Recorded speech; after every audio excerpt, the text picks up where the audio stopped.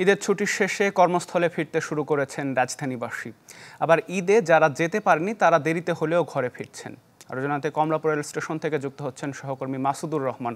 মাসুদ, সরকারি অফিস এখন খুললেও বেসরকারি অফিস বেশিরভাগই এখনও বন্ধ রয়েছে। সেক্ষেত্রে রাজধানীতে কি পরিমাণ মানুষ ফিরছেন এবং যারা এখনও আসলে গ্রামে ফিরছেন সেই সংখ্যাটাই বা কেমন?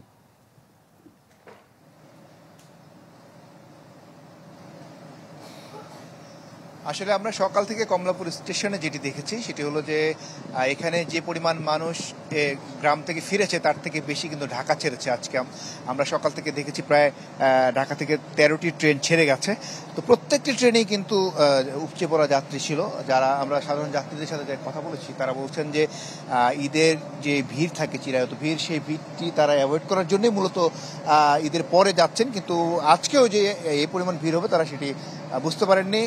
আর একটি বিষয় সেটি হলো এখানকার যারা দায়িত্ব রয়েছেন কমলাপুর রেল স্টেশনে তারা বলছেন যে যে সমস্ত মানুষ যাচ্ছে তাদের ভোগান্তিহীনভাবে তারা পৌঁছানোর চেষ্টা করছেন। যারা এসছেন ঢাকায় পৌঁছেছেন আজকে তাদের কণ্ঠেও একই কথা ছিল যে তারা যে নির্বিঘ্নে ঢাকায় ফিরতে পেরেছেন এবং আজকে যারা ফিরছেন তারাও বলছেন যে তারাও অনেকটা যারা যাচ্ছেন তারাও নির্বিঘ্নে যাচ্ছেন।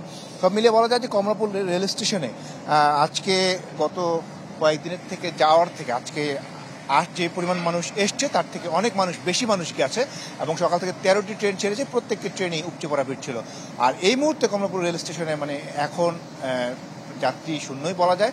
একটি ট্রেন মাত্র রয়েছে, সিলেটের উপবন এক্সপ্রেস। এটি ছাড়লে দুপুর পর্যন্ত তেমন ট্রেনের ভিড় নেই। আবার বিকেল থেকে যাত্রীদের সংখ্যা আরও বাড়বে বলে জানিয়েছেন আমাদের রেলওয়ে কর্তৃপক্ষ। জি মাসুদ, অনেক ধন্যবাদ যুক্ত হবার জন্য। কমলাপুর রেল স্টেশন থেকে যুক্ত হয়েছিলেন সহকর্মী মাসুদুর রহমান। নগদের কাছে সব গ্রাহকই প্রিয়, তাই তো সারা দেশে ক্যাশ আউট চার্জ সবচেয়ে কম।